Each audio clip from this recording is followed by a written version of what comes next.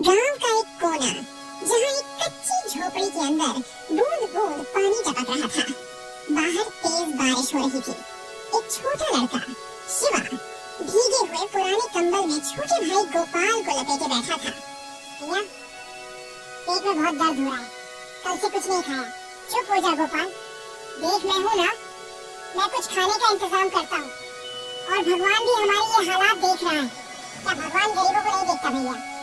देखता है गोपाल, पर शायद हमें और मजबूत बनाना चाहता है। गोपाल तू यहीं रुक, मैं अभी आता हूँ। शिवा खुद की भी भूख छुपाते हुए उठता है और झोपड़ी से बाहर निकलता है। बारिश तेज हो रही थी। चलते चलते शिवा एक घर के सामने खड़ा हो जाता है। घर थोड़ा पक्का था, अंदर से हल्की रोशनी आ रही थी। शिवा दरवाजा खटखटाता है। कौन है जो इतनी बारिश और तूफान में दरवाजा खटखटा रहा है? चाचा जी, 2 दिन से कुछ नहीं खाया, थोड़ा आटा मिल जाता तो। फिर आ गया मांगने? जा कहीं और मांग, यहाँ मुफ्त की रोटियाँ नहीं मिलती। चल हट यहाँ से। शिवा कुछ देर वहीं खड़ा रहता है, आंखों से आंसू बहते हैं। एक दिन ऐसा समय लाऊंगा जब कोई गरीब मेरे दरवाजे से भूखा नहीं जाएगा। अगली सुबह है। शिवा नदी के किनारे बैठा था। रात की बारिश की वजह से बहकांप रहा था। तभी एक बूढ़ा आदमी हरिराम एक जाल लेकर आता है। बेटा, इस बारिश में यहाँ क्या कर रहा है? कुछ नहीं बाबा, बस कोई काम मिल जाता तो खाने का इंतजाम हो जाता। हम कई दिनों से भूखे हैं। हाँ बेटा, मैं जानता हूँ कि तेरे माता पिता के साथ किया हुआ था। चल मेरे साथ नाव पर मछली पकड़ने में कुछ मदद कर दे, फिर आधा हिस्सा तेरा। सच में बाबा, अब मैं दिल से मेहनत करूंगा। इसके बाद दोनों नाव पर निकल पड़ते हैं, फिर नदी में जाल फेंकते हैं। शिवा थककर भी बिना रुके काम करता है। शाम को शिवा घर लौटता है। एक पुराने झोले में कुछ मछलियाँ और 2 रोटियाँ थी, जो उसे बूढ़े मछुआरे ने दी थी। बिस्तर पर बैठा गोपाल शिवा को देखकर खुश होता है। भैया, आप सच में खाना ले आए? हाँ गोपाल, आज हमारा सही से पेट भर जाएगा। इसके बाद शिवा चूल्हे पर खाना बनाता है। कुछ देर बाद खाना बन जाता है। ले गोपाल, खाना खा ले। नहीं भैया, आधी तो खा, नहीं तो तू बीमार हो जाएगा। फिर दोनों भाई आधी आधी रोटी बांटकर खाते हैं। रात का समय, गोपाल सो गया था। शिवा उसकी ओर देखता है, फिर आकाश की ओर। हे ईश्वर, मैं वादा करता हूँ, इस छोटे से भाई को कभी भूखा नहीं सोने दूंगा। चाहे मुझे कितने भी कांटे क्यों न चुभे, मैं उसके लिए फूल बिछाऊंगा। तेज बिजली चमकती है, मानो ईश्वर ने उसकी प्रतिज्ञा सुन ली हो। अगले दिन शिवा फिर सुबह होते ही नदी किनारे पहुंचता है। हरिराम पहले से इंतजार कर रहा था। आ गया मेरे नौजवान मजदूर। बाबा, आज और मेहनत करूंगा।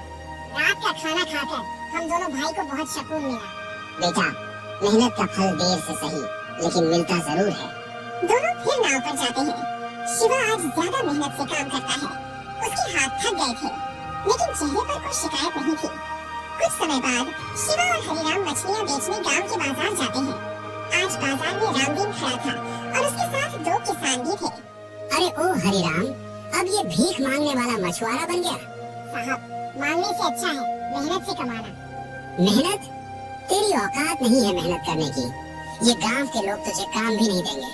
अरे बदनाम है तू, तेरे बाप ने भी उधार नहीं चुकाया था। लोग हंसते हैं। शिवा की आंखें भर आती हैं, लेकिन वो सिर नहीं झुकाता। अरे रामदीन, गरीबी कोई गुनाह नहीं, और इस लड़के में जो आत्मसम्मान है, लगता है वो तेरे पास नहीं। जो मर गया वो इसके लिए सिर्फ कर्जा छोड़ना कर गया है, और ये लड़का भी भूखा ही मरेगा। मैं वादा करता हूँ, एक दिन इसी गांव में लोग मेरे नाम से मिसाल देंगे। शाम को शिवा बाजार से आधा किलो आटा और कुछ नमक लेकर आता है। जैसे ही झोपड़ी में प्रवेश करता है, गोपाल खांस रहा होता है और बुखार में तप रहा होता है। गोपाल, क्या हुआ तुझे? कल तो तू ठीक था। भैया, बहुत ठंड लग रही है, बदन दर्द कर रहा है। शिवा उसे एक फटी चादर से लपेटता है और उसके पास बैठ जाता है। मैं अभी हकीम चाचा को बुलाकर लाता हूँ, तुझे कुछ नहीं होगा गोपाल। शिवा हांफता हुआ हकीम मियाँ के पास पहुँचता है। चाचा, मेरा छोटा भाई बहुत बीमार है, चलिए ना। बेटा, अब शरीर बूढ़ा हो गया है, दूर चलना मुश्किल है, लेकिन दवा मैं दे देता हूँ, तू खुद पिला देना। हकीम एक थैली में जड़ी बूटी डालकर देता है। ये 3 बार पिलाना, अगर किस्मत साथ दे तो ठीक हो जाएगा। इसके बाद शिवा झोपड़ी में पहुंचकर गोपाल के सिर पर गीला कपड़ा रखता है और दवा पिलाता है। भैया तू सो जा, मैं ठीक हूँ। नहीं गोपाल, तू ठीक होगा, तू जिएगा और तू बड़ा आदमी बनेगा। मैं तेरे लिए सब करूंगा। झोपड़ी के बाहर रात और सन्नाटा था। शिवा की आंखें खुली थी और दिल में बस एक ही संकल्प कि अब किसी के सामने नहीं झुकना है। अगली सुबह गोपाल की हालत थोड़ी सुधरती है। शिवा उसे धीरे से थपकियों से सुलाता है और फिर खुद बाहर निकलता है। अब मुझे ये छोटी सी नाव नहीं चाहिए, मुझे अब बड़ी दुनिया में जाना होगा। मैं शहर जाऊंगा और अपना और अपने भाई का भविष्य बदलूंगा। वो आसमान की ओर देखता है और तेज सूरज की किरणें उसके चेहरे पर पड़ती हैं। वो झोपड़ी की तरफ देखता है और मन में दोहराता है, हर दर्द सहूंगा लेकिन गोपाल को रोने नहीं दूंगा। तभी झोपड़ी में बैठा गोपाल धीरे धीरे शिवा के पास आता है।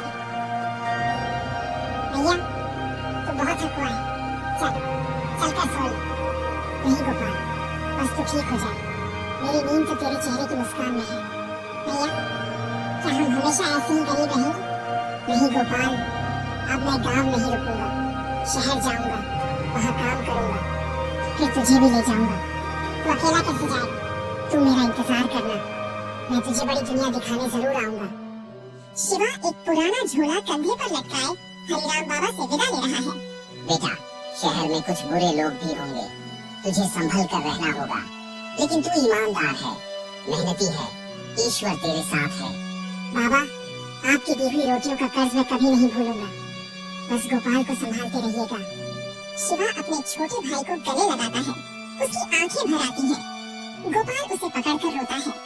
भैया जल्दी आना, तू मेरा वादा याद रखना, एक दिन तुझे भी साथ ले जाऊंगा। शिवा आंखें पोंछते हुए गांव छोड़ देता है। शिवा शहर में आता है। बड़ी बड़ी इमारतें, भीड़, शोरगुल।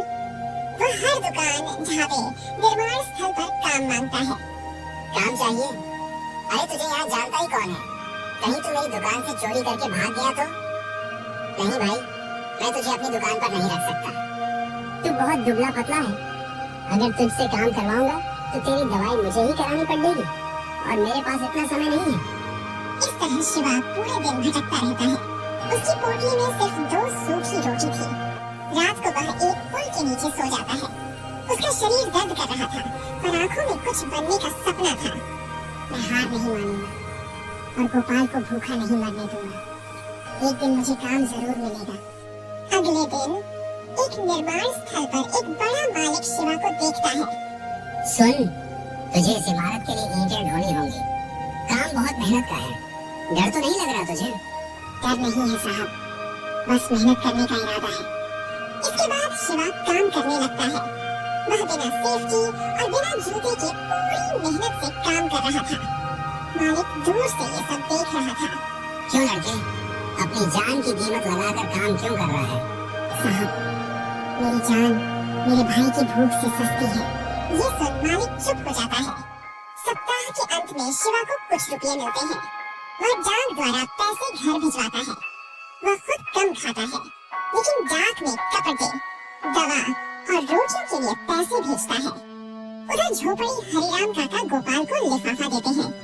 तेरा भैया अपने वादा निभा रहा है बेटा, भूखा रहकर भी तुझे खिला रहा है। भैया तू खुद क्यों नहीं खाता? तू कब लौटेगा? कई साल बीत चुके थे, लेकिन अब भी शिवा की जिंदगी में कोई बदलाव नहीं आया था। वह अब भी लगातार काम कर रहा था, बिना आराम, बिना ठीक से खाना खाए। एक दिन वह काम करते हुए बेहोश होकर गिर जाता है। अरे कोई पानी लाओ, लड़का बेहोश हो गया है। मालिक घबराता हुआ आता है। इसको जल्दी से अस्पताल ले जाओ, ये लड़का तो मौत को भी हराने चला है। शिवा एक सरकारी अस्पताल के फर्श पर पड़ा था। उसकी पीठ पर चोट लगी थी। पास में एक मजदूर खड़ा था जो डॉक्टर को बुला रहा था। डॉक्टर साहब जल्दी आइए, ये लड़का बेहोश हो गया है, सांस भी धीमी हो रही है। इस लड़के के शरीर में कमजोरी और खून की कमी है, लगता है कई दिनों से खाना भी नहीं खाया। पिछले 2 हफ्ते से इसे बस एक ही बात की चिंता थी, कि भाई को हर हफ्ते पैसे भेजने हैं। डॉक्टर गहरी सांस लेते हैं और आंखें बंद कर लेते हैं। इतना प्यार आजकल के लोग तो खुद के लिए भी नहीं जीते। गांव में हरिराम बाबा गोपाल को अस्पताल से मिली एक चिट्ठी पढ़कर सुना रहे थे। शिवा नामक मजदूर अति गंभीर हालत में भर्ती है। इलाज के लिए परिजनों को सूचित किया जाए। भैया बीमार है, लेकिन भैया तो बहुत मजबूत है ना बाबा।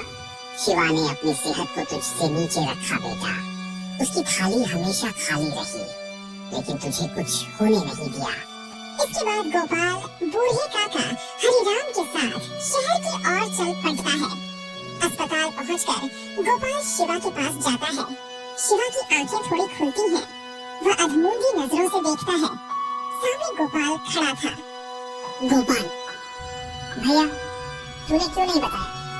क्यों अकेला सब सहता रहा? क्योंकि मैं तुझे हमेशा खुश देखना चाहता हूँ। तू ही तो मेरी सबसे बड़ी खुशी है। अब मैं बड़ा हो गया हूँ भैया, अब तू अकेला नहीं लड़ेगा। दोनों भाई एक दूसरे को देखकर रोते हैं। कमरे में सन्नाटा था। डॉक्टर कमरे में आता है और हरिराम से धीरे से कहता है, अगर 3 दिन में खून ना मिला तो शिवा को बचा पाना मुश्किल होगा। हरिराम चौंकते हैं। गोपाल सुन लेता है और तुरंत डॉक्टर के पास आता है। डॉक्टर साहब, मेरा खून ले लीजिए, मेरा सब कुछ ले लीजिए, पर भैया को बचा लीजिए। ठीक है बेटा, हम पूरी कोशिश करेंगे। बस अब दुआ करो कि भगवान भी साथ दे। इलाज के बाद शिवा अब धीरे धीरे होश में आ रहा था। गोपाल उसका हाथ थामे बैठा था। तू ठीक है ना? अब तू ठीक है भैया, मैं हर दर्द सह लूंगा। जैसे तूने चाहा, अब तेरा संघर्ष मेरा संघर्ष है। शिवा की आंखों से आंसू गिरते हैं। वो पहली बार अपने छोटे भाई के कंधे पर जिम्मेदारी का एहसास देखता है। अस्पताल से छुट्टी के बाद शिवा, गोपाल और बूढ़े काका एक छोटे से कमरे में बैठे थे। गोपाल, अब तू वापस गांव चला जा। मैं जल्दी ही कुछ करके तुझे बुलाऊंगा। भैया, इतने साल बीत गए, अब मैं तुझे अकेला नहीं छोड़ूंगा। जब तू मौत से लड़ा मेरे लिए, तो अब मैं भी तेरे संग हर जंग लड़ूंगा। तू तो अब बड़ा और समझदार हो गया है गोपाल। अब हम दोनों साथ काम करेंगे। 2 रोटियां मिलेंगी, तो एक तू खा लेना, एक मैं। बूढ़े काका चुपचाप यह दृश्य देख रहे थे। काका, आपका बहुत बहुत धन्यवाद, जो आपने आज तक हमारा साथ दिया। आपने हमें सिर छुपाने को छत दी, दवा दिलवाई और दिल से अपनाया। आपका ये एहसान हम जिंदगी भर नहीं भूलेंगे। काका, अब आप घर जाइए। आपने जो हमारे लिए किया वह शायद हमारा सगा भी न कर पाता। अब हम खुद अपनी लड़ाई लड़ेंगे।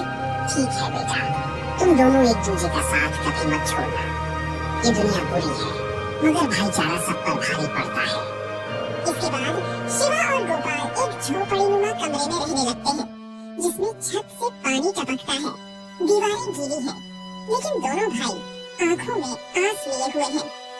ये जगह भले ही गंदी हो, लेकिन ये हमारी मेहनत की है। किसी के आगे झुकी नहीं।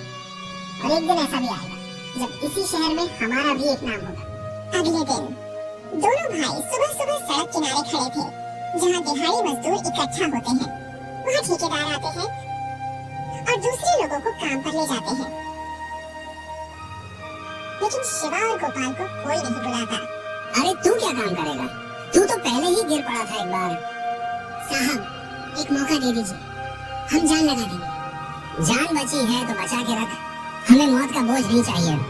दोनों भाई चुपचाप खड़े रहते हैं, चेहरे पर दर्द और आंखों में आंस। शाम को दोनों थके हुए कंधों के साथ एक सुनसान रास्ते पर चल रहे थे। आंखों में निराशा, चेहरा उदास। सूरज ढल चुका था, चारों ओर हल्का अंधेरा छाया था। आज एक भी जगह काम नहीं मिला। इतनी जगह कोशिश की, लेकिन किसी ने सुना कि हम सच में काम के लायक नहीं है। उसी समय एक कराहने की आवाज सुनाई देती है। शिवा चौकन्ना होता है। अरे बेटा, कोई है क्या? मदद करो। बाबा, ये क्या हुआ आपको? आपके पैर से तो खून बह रहा है, आप उठ क्यों नहीं पा रहे? पैर फिसल गया बेटा, कांटों में गिर गया। अकेला हूँ, कोई नहीं देखने वाला। रुको बाबा, मैं हूँ ना, मैं आपको ऐसे नहीं छोड़ सकता। शिवा बड़े प्रेम से बूढ़े के घायल पैर पर गमछा बांधता है, मिट्टी हटाकर साफ करता है।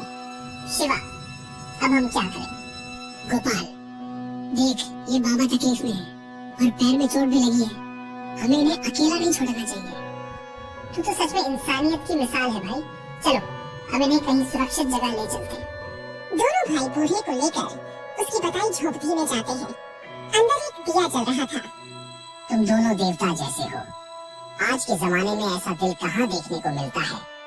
बाबा हम कुछ खास नहीं है, बस माँ बाप ने यही सिखाया था कि जरूरतमंद की मदद करना ही असली पूजा है। आप आराम कीजिए बाबा, अब हम यही हैं।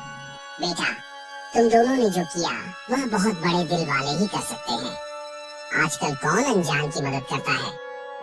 बाबा इंसानियत ही सबसे बड़ा धर्म है। हमने वही किया जो हमें करना चाहिए था। पर बाबा क्या आप अकेले रहते हैं, कोई परिवार नहीं? हाँ पर अब नहीं। एक बेटा था मेरा, वही सब कुछ था, पर लालच ने उसे अंधा कर दिया, मुझे घर से निकाल दिया। अब यही झोपड़ी मेरा सहारा है। बाबा हम भी अपनों के जख्म लेकर जी रहे हैं। न नौकरी मिली न काम, पेट भरने को भी मोहताज है। बेटा संघर्ष तुम्हें मजबूत बनाएगा, लेकिन मेरे पास एक बात है जो शायद तुम्हारी जिंदगी बदल दे। अभी सुबह सूरज की पहली किरण झोपड़ी की खिड़की से अंदर आ रही थी। बूढ़ा दोनों को बाहर एक पुराना लकड़ी का संदूक दिखाता है। ये संदूक मेरे बीते कल की निशानी है। इसमें कुछ पुराने जमाने के सोने चांदी के गहने और जमीन के कागज हैं, जो अब मेरे किसी काम के नहीं। मैं चाहता हूँ ये अब तुम्हारे हो। नहीं बाबा हम लालच नहीं रखते, हमने आपकी मदद दिल से की है। मुझे पता है तभी तो दे रहा हूँ। ये संपत्ति किसी लालची बेटे की नहीं, नेक दिल बेटों की होनी चाहिए। बाबा आप जैसे लोगों के कारण ही ये दुनिया अब भी चल रही है। शिवा और गोपाल उस संदूक को हाथ में लिए बूढ़े के साथ गांव लौटते हैं। भाई क्या हमने सही किया? हाँ गोपाल, आज पहली बार लगा कि किसी ने हमारी अच्छाई को पहचाना। अब हमें मेहनत से आगे बढ़ना है और बाबा की दी हुई विरासत को सही दिशा देनी है। रात का समय दोनों भाई घर पहुंचते हैं और माँ की तस्वीर के सामने दीपक जलाते हैं। दोनों उस तस्वीर के सामने हाथ जोड़ते हैं। माँ आज तेरे बेटों को पहली बार ऐसा लगा कि उनकी भलाई किसी के काम आई। माँ अब हम टूटेंगे नहीं, हम लड़ेंगे, संघर्ष करेंगे, पर कभी भी हार नहीं मानेंगे। सुबह का समय शिवा और गोपाल झोपड़ी के बाहर बैठकर चाय पी रहे थे। बूढ़े बाबा अंदर सो रहे थे। देख बूढ़े बाबा की दी हुई जमीन के सारे कागज अब हमारे नाम हो गए। अब हम इस जमीन पर अनाज का बड़ा गोदाम बनाएंगे। भैया अब समय है गरीबों का कर्ज उतारने का। वे लोग जो हमारी तरह हैं, जिनको कोई उम्मीद नहीं देता, अब हम उनके लिए उम्मीद बनेंगे। कुछ महीनों बाद नए गोदाम का उद्घाटन। बड़ा गोदाम बना हुआ है, भीड़ जमा है। बोर्ड पर लिखा है शिवा गोपाल अन्न सहायता केंद्र। इन दोनों भाइयों ने तो चमत्कार कर दिया। अब हमारे अनाज के सही दाम मिलेंगे। और गरीबों को तो ये मुफ्त अनाज भी देते हैं। सच्चे देवता हैं ये दोनों। हमने गरीबी और तिरस्कार झेला है, भूखे सोए हैं, कई रातें ठंड में काटी, लेकिन आज हम आप सभी के लिए खड़े हैं। अगर बूढ़े बाबा ने हमें वो एक मौका ना दिया होता तो आज हम भी खो जाते। अब हमारा जीवन दूसरों को सहारा देने का है। सभी किसान अपना अनाज बेचते हैं। शिवा और गोपाल हर एक से सम्मान से बात करते हैं। पहली बार किसी ने हमें इंसान समझा। शिवाजी, गोपाल जी, आप हमारे भगवान हैं। नहीं चाचा, हम सिर्फ वही दे रहे हैं जो हमें कभी नहीं मिला था, इज्जत और उम्मीद। रात का समय झोपड़ी में दोनों भाई बैठकर बात कर रहे थे। भैया कभी सोचा अगर हमने हार मान ली होती तो आज हम यहाँ नहीं होते। हाँ शायद हम भी किसी गटर में पड़े होते, भूख से मरते हुए। लेकिन तूने जो कहा था ना एक बार, हम एक दूसरे का सहारा है, बस वही शब्द रास्ता बनते गए। धीरे धीरे गोदाम का काम बढ़ रहा था। गरीब बच्चे ठीक से खाना खा रहे थे और बेसहारा लोगों को गोदाम से सहारा मिल रहा था। शिवा और गोपाल की यह कहानी सिर्फ दो भाइयों की नहीं, यह कहानी है भाईचारे, मानवता और हौसले की, जो खुद गिरे लेकिन औरों को उठाने के लिए खड़े हुए।